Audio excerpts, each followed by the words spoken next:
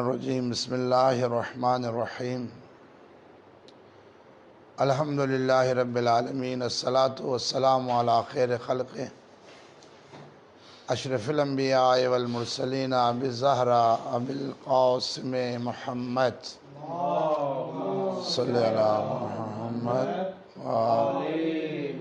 وعلی آلہ الطیبین الطاہرین المعصومین اما بعد فقد قال اللہ تبارک و تعالی فی محکم کتابہ المجید وفرقانہ الحمید وهو اصدق الصادقین رب اشرح لی صدری ویسر لی امری واحلل عقدۃ من لسانی یفقہوا قولی۔ قابل صد احترام برادران و خواہران ناظرین گرامی قدر، ادارہ حسینیہ ٹرسٹ کی جانب سے ماہ مبارک رمضان کے پربرکت ایام میں اپنے تمام مومنین و مومنات کی خدمت میں ماہ مبارک رمضان کی روزانہ کی دعا اور اس کی تھوڑی سی تفسیر اور اس کے بعد شرعی مسائل کے ساتھ ہم آپ کی خدمت میں حاضر ہیں۔ دعا ہے کہ خالق کائنات پالنے والے کریم ہمیں باقی ایام کو عبادات میں گزارنے کی توفیق عطا فرمائے۔ ماہ مبارک رمضان امام جعفر صادق علیہ السلام نے فرمایا کہ یہ رمضان کے روزے خالق نے اس لیے واجب کیے ہیں تاکہ ہمیں غریبوں، مسکینوں، بھوکوں، پیاسوں کا احساس ہو۔ یہ روزہ اخلاص کی نشانی ہے۔ یہ روزہ کسی کے بھوک اور پیاس کو سمجھنے اور اس کا احساس اجاگر کرنے کا سبب ہے۔ خطبہ شعبانیہ میں میرے پیغمبر گرامی حضرت محمد مصطفیٰ صلی اللہ علیہ وآلہ وسلم نے اس ماہ مبارک کو برکت و مغفرت کو اجاگر کرتے ہوئے بات واضح کی کہ یہ مہینہ خدا کی دعوت کا مہینہ ہے۔ دوئی تو ملا ضیافت اللہ، اللہ کی مہربانی، میزبانی کا، مہمانی کا مہینہ ہے۔ اللہ کے قرب حاصل کرنے کا بہترین مہینہ نہیں ہے۔ شہر رمضان الذی انزل فیہ القرآن، کہ جس مہینے میں خالق نے اپنے کلام قرآن کو نازل کیا ہے، اور بندوں سے یہ وعدہ ہے کہ آ جاؤ اس ایک مہینے میں میزبان، اور اس ایک مہینے میں اتنی خالق نے ہم پہ برکات دی ہیں کہ شیطان جو انسان کو برگلانے والا ہے وہ پابند بے سلاسل ہے، وہ بند ہے۔ جہنم کے دروازے بند ہیں، جنت کے دروازے کھلے ہیں۔ فرمایا کہ اس مہینے میں اتنی عبادت کرو کہ جنت کے دروازے تمہارے لیے کھلے رہ جائیں اور جہنم کا دروازہ ہمیشہ کے لیے بند ہو جائے۔ خطبہ شعبانیہ دیتے دیتے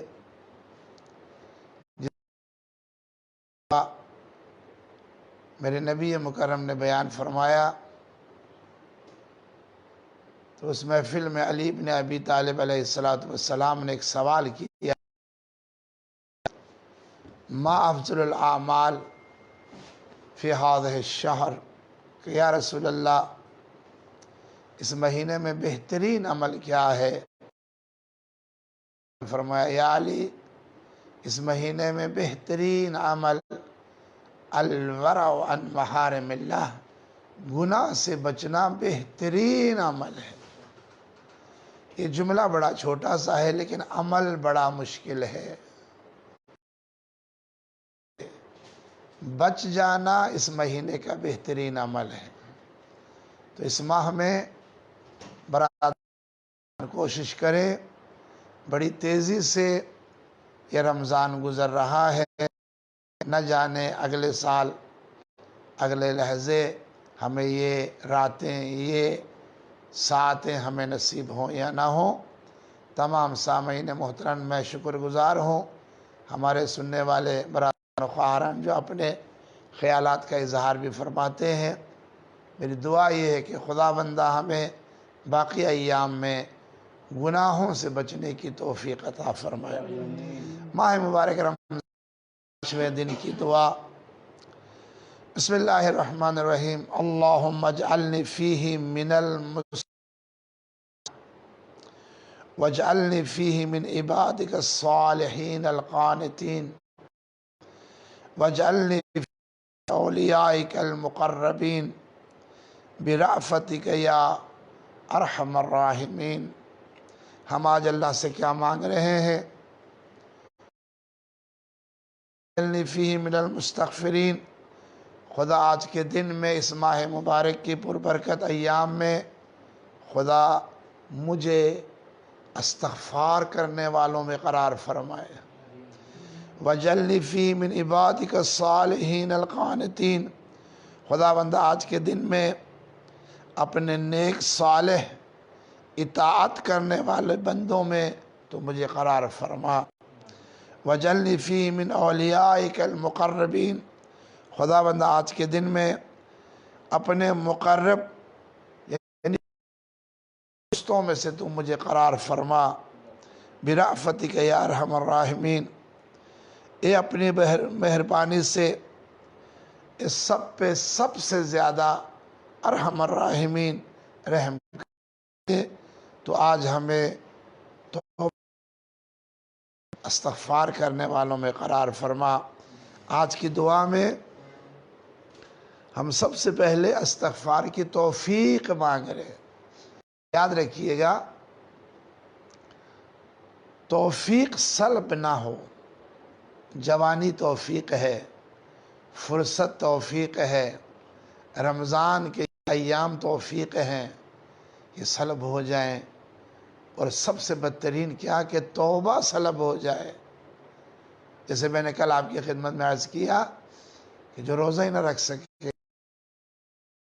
سکے، نماز ہی نہ پڑھ سکے، یہ خدا نے اس کے توفیق سلب کی ہے۔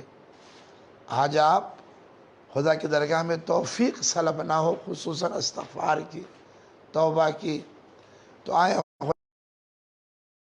توبہ کے بارے میں ہم پہلے قرآن سے پوچھیں تو سورہ نساء میں ارشاد ہوا وَمَنْ يَعْمَلْ سُوءًا أَوْ يَظْلِمْ نَفْسَهُ ثُمَّ يَسْتَغْفِرُ اللَّهَ يَجِدِ اللَّهُ غَفُورًا رَحِيمًا۔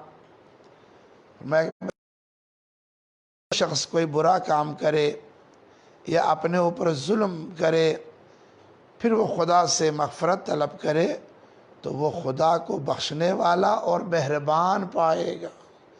یجد اللہ غفور الرحیم، اللہ بہترین والا ہے۔ پھر فرمایا لقمان نے اپنے بیٹے کو وصیت کی، لقمان فی وصیت لابنہ، اپنے بیٹے کو وصیت کرتے ہوئے کیا کہا؟ یا بنی یکون دیک اکیس منک یقوم فی وقت السحر ویستغفر وانت نائم۔ کہا لقمان نے اپنے بیٹے کو نصیحت کرتے ہوئے کہا اے میرے بیٹا، کہیں ایسا نہ ہو مانگ دیتا ہے تم سے زیادہ عقل مند قرار پائے، وہ تو سحری کے وقت بیدار استغفار کرے جبکہ تم اس وقت سوئے ہوئے ہو۔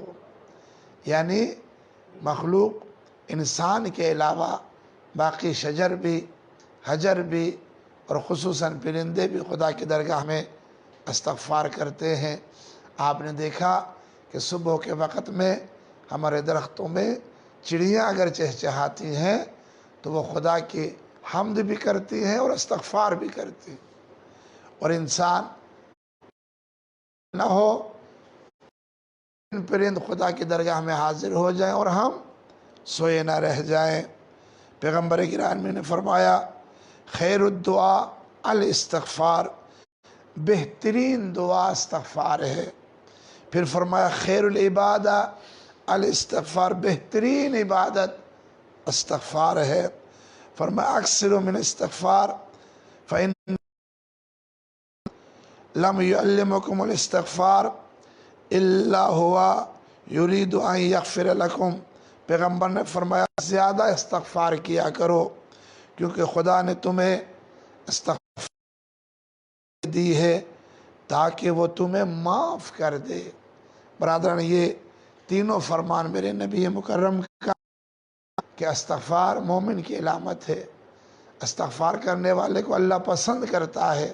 ایک جملہ یہاں کہتا ہوا چلوں، جس کسی کو توفیق نماز ہے، آپ نے نماز میں دیکھا کہ ہم ایک سجدہ کرتے ہیں اور سجدہ کرنے سے پہلے ہم کیا کہتے ہیں؟ استغفر اللہ ربی واتوب الیہ۔ تو میں کہوں گا آج کہ جس کو نماز کی توفیق ہے اس کو استغفار کی بھی توفیق ہے۔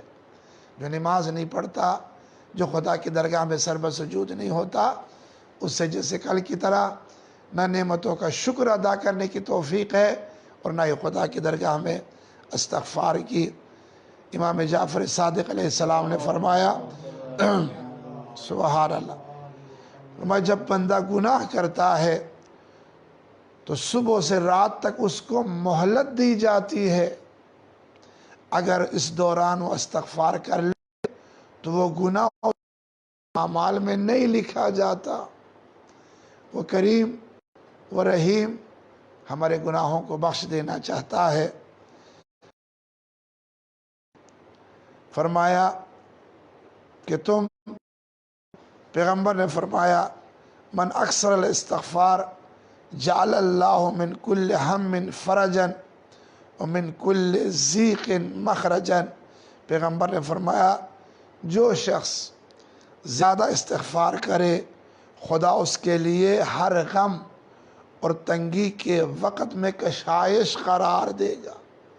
توبہ کرنے سے ہمارے غم دور ہوتے، ہماری پریشانیاں دور ہوتی۔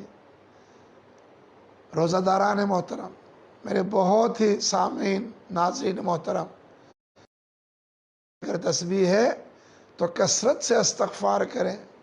خدا کا وہ بندہ بڑا مقرب ہے جو کثرت سے کیا کہے؟ استغفر اللہ ربی واتوب الیہ۔ میرے مولا علی بن ابی طالب علیہ السلام نے فرمایا الاستغفار یزید فی الرزق، بڑا پیارا جملہ ہے میرے مولا کا۔ فرمایا استغفار رزق میں زیادتی کا سبب ہے۔ اگر آپ چاہیں کہ میرے رزق میں زیادتی ہو، میرے رزق میں برکت ہو، تو جتنا آپ استغفار کرو گے خدا اتنے ہی اس کے رزق میں برکت عطا۔ میرے مولا امام رضا علیہ السلام کا ایک فرمان سماعت فرمائیے، اور یہ خصوصاً غور سے خصوصاً میرے جوانان محترم، فرمایا من استغفر بلسانہ ولم یندم قلبہ فقد استغفر بنفسہ۔ اللہ عجب جملہ ہے، توجہ فرمائیے گا۔ میرے مولا فرماتے جس شخص نے زبان سے تو استغفار کیا لیکن اپنے دل میں گناہ پر پشیمان نہ ہوا، فندم، وہ پشیمان نہ، تو اس نے اپنے ساتھ مزاح کیا، یعنی اپنے آپ کو دھوکہ دیا۔ زبان کہے استغفر اللہ لیکن کرتوت وہی، کردار وہی، جھوٹ وہی، غیبت وہی۔ استغفار کیا ہے؟ زبان سے جاری ہو اور دل سے نادم ہو اور آنکھ سے آنسو آ جائے، یہ توبہ، یہ استغفار قبول ہے۔ ہمیں اس ماہ میں توبہ کرنے کی توفیق عطا فرمائے۔ دوسرا حصہ آج کی دعا کا کہ خداوند ہمیں اپنے مقرب دوستوں میں، تیرے قریب ہونے والوں میں قرار فرمائے۔ تو سورہ واقعہ میں قرآن کی آیت ہے والسابقون السابقون اولئک المقربون، اور وہ لوگوں کا گروہ سبقت کرنے والے اور پیش قدمی کرنے والے بارگاہ الہی میں وہی مقرب ہیں. تو یہ مومن کی خاص علامت ہے. قرب خدا کا ذریعہ کیا ہے؟ مولا امیر المومنین السلام نے فرمایا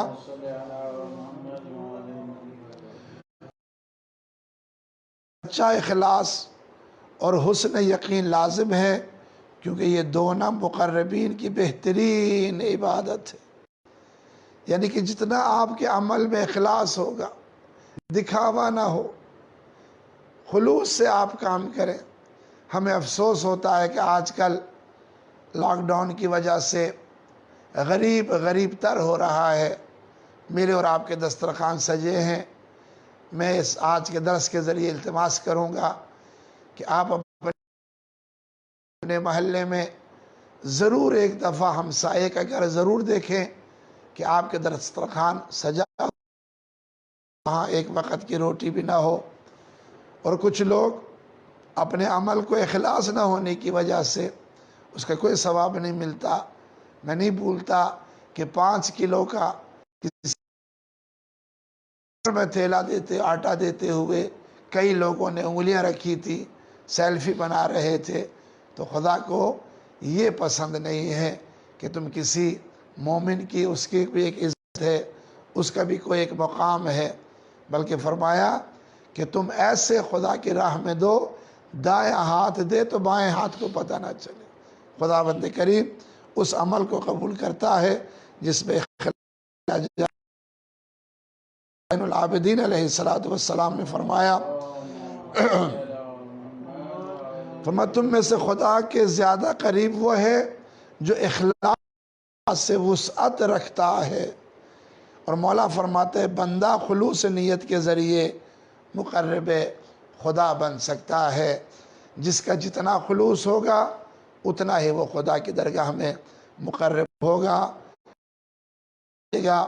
میرے مولا کا سب سے بڑا عظمت میرے مولا علی کی یہ ہے کہ علی نے ہر وہ کام کیا ہے جس سے خدا کا قرب ہو. اور جس کو قرب حاصل ہو جائے تو جب شب ہجرت رسول پہ سوئے یہ نہیں کہا میں بچ جاؤں گا، نہیں فرمایا کہ یا رسول اللہ میرے سونے سے آپ کی جان بچ جائے گی. تو کہا علی کیوں نہیں، جان بھی بچ جائے گی، دین بھی بچ جائے گی. تو جو خدا کی خاطر بستر پہ سو جائے تو پھر خدا قرآن کی آیت کو نازل کرتا ہے وَمِنَ النَّاسِ مَن يَشْرِي نَفْسَهُ ابْتِغَاءَ مَرْضَاتِ اللَّهِ، کہ جو خدا کی خاطر رسول کے جان کی حفاظت کی خاطر اپنے آپ کو خدا کی راہ میں ہر کام کے لیے تیار رکھے، خدا اس کے اپنی مرضیاں عطا کر دیتا ہے. خدا بندہ آج کی دعا میں سب سے زیادہ یہ کہ ہمیں ہر کام خلوص سے کرنے کی توفیق عطا فرمائے. خدا بندہ اس ماہ رمضان میں ہمیں توبہ کی توفیق عطا فرمائے. صلوات بر محمد و آل محمد.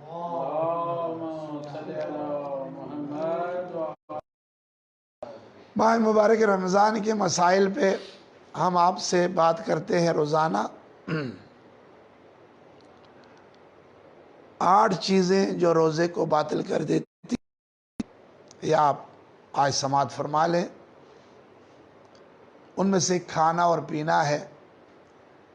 کھانا اور پینا میں نے کل بتایا وہ زیادہ سے زیادہ بھی ہو، کم سے کم. اگر بھول کے کھائیں پئیں تو روزہ باطل نہیں ہے، لیکن اگر جان بوجھ کے اسے کھائیں تو روزہ باطل ہے. لیکن اگر پانی ڈال دے پھر آپ کا روزہ باطل نہیں ہے. دوسری صورت یہ ہے کہ آپ کو وہ مار نہیں رہا، ہم تمہیں ماریں گے تو آپ اپنے ہاتھوں سے اٹھا کے کھائیں گے پئیں گے تو وہ روزہ باطل ہو جائے گا. بعد میں اس کی قضا رکھنی ہوگی. جمع کرنا، کوئی ایسا آپ کو غسل کرنا پڑے، وہ شادی شدہ حضرات ہوں یا نوجوان ہوں کہ جن کو نہانا پڑ جائے وہ اگر روزے کی حالت میں ہوں اور وہ کچھ کے ایسا عمل کرے جس سے مادہ منویہ اس کے بدن سے خارج ہو تو اس پہ روزہ باطل ہو جائے گا۔ لیکن اگر ایک بندہ میں یہ بات واضح کر دوں، آپ نے سحری کھائی اور آپ ٹھیک ٹھاک سوئے ہیں، لیکن آپ اگر جاگ کے کوئی ایسے آثار جو نوجوانوں کے ہو جاتے ہیں جیسے احتلام ہے، تو پھر آپ کا روزہ صحیح ہے، آپ کو نماز کے لیے غسل کرے، روزہ آپ کا صحیح ہوگا۔ اسی طرح استمنا، کوئی ایسا کام کرنا جس سے آپ کا غسل واجب ہو جائے روزے کی حالت میں، یہ بھی آپ کا روزہ باطل کر دے گا۔ چوتھا بڑا اہم ہے، توجہ فرمائیے گا، وہ ہے خدا بند کریم پیغمبر حضرت محمد مصطفیٰ صلی اللہ علیہ وآلہ وسلم شینوں سے احتیاط واجب کی بنا پر کوئی جھوٹی بات منسوب کرنا۔ آئیے بات فرمائیں، یہ جو آپ سوشل میڈیا پہ ہے نا، آج برادران سن لیں، اگر آپ نے کسی حدیث کو بغیر کسی تصدیق کے کسی کو فارورڈ کر دیا اور نہیں تھا، آپ نے کچھ کھایا پیا نہیں ہے، آپ نے فقط فارورڈ کرنے کی وجہ سے ہمارے مجتہدین فرماتے آپ کا روزہ باطل ہے۔ ماہ مبارک رمضان میں خصوصاً حالت روزہ میں کوئی حدیث کوئی بات کسی کو فارورڈ، ضرور یقین کر لیجئے گا کہ یا یہ سنت کتاب میں ہے یہ کسی عالم دین کا ہے، وَإِلَّا اس مسئلے میں آپ اور خصوصاً علماء ذاکرین اس میں بہت زیادہ کلام خدا، فرمان رسول خدا اور احتیاط واجب ائمہ علیہ السلام کا فرمان بھی اگر آپ کسی کو سناتے ہیں تو اگر یہ سچی ہوئی صحیح ہوئی تو ثواب ہے، اور اگر یہ جھوٹی ہوئی تو پھر روزہ باطل۔ انشاءاللہ باقی چار چیزیں میں کائنات ہم سب کو ماہ مبارک رمضان کے ان بابرکت ایام میں صحیح معنوں میں خدا بندہ روزہ رکھنے کی توفیق عطا فرمائے، اور ہمارے ناظرین جو پاکستان اور ملک سے باہر بھی اس درس کو سماعت فرما رہے ہیں، میری دعا ہے اللہ باقی ایام میں بھی اسی طریقے سے عبادت ریاضت، خصوصاً نماز شب، تلاوت قرآن اور دین کے احکام جو سب سے بڑی عبادت ہے، اس پہ عطا فرمائے۔ آج کے التماس دعا میں ہمارے اس ادارے کے صدر محترم سید سرفراز حسین جعفری صاحب، اللہ ان کی پریشانیوں کو دور فرمائے۔ سید الطاف عباس کاظمی، سید عرفان کاظمی امریکہ میں، خدا ان کی پریشانیوں کو دور فرمائے۔ سید مسیب زیدی، سید داؤد کاظمی نور پور پڈے، اور ہمارے بزرگ سید نوازش کاظمی صاحب، جابر کاظمی صاحب، نثار کاظمی صاحب، خدا بندہ ان کے مرحومین کو غریق رحمت فرمائے، انہیں صحت و سلامتی عطا فرمائے۔ سید شکیل، سید محسن عباس جعفری، خصوصاً محسن عباس کو پالنے والے کریم اولاد نرینہ عطا فرمائے۔ سید مدثر رضا اور اصغر شاہ، سید قمر عباس، ان کے مرحومین کو خالق غریق رحمت فرمائے۔ میرے والدین کے لیے بھی آپ دعا کریں، ہمارے بچوں کے لیے، اور آج خصوصاً 5ویں روزے میں میں ملتمس ہوں ناظرین محترم سے دعا ضرور کیجیے گا۔ باران رحمت ہے، جب بارش ہو رہی ہو تو دعا رد نہیں ہوتی۔ خالق کائنات جوان بیٹیاں ہیں ان کے لیے بہترین اسباب عطا فرمائے۔ یا اللہ جو بے اولاد ان کو اولاد نرینہ عطا فرمائے، اور اللہ ہم گناہ گار ہیں، ہم خطا کار ہیں، تیری آج کی دعا میں یہی تھا کہ استغفار کو خدا جلدی توبہ کرنے والے کی توبہ قبول کرتا ہے، تو خدا بندہ ہم گناہ گار ہیں، خطا کار ہیں۔ آج یہ ساری دنیا لاک ڈاؤن میں ہے، ایک کرونا کے مرض نے ہر ایک کو پریشان کیا ہے۔ یہ ہمارے خطا سے ہے، خالق تو ہماری خطاؤں کو معاف فرما، ہمارے گناہوں کو معاف فرما، اور خداوند سوائے بیت کے کوئی غم نصیب نہ فرما۔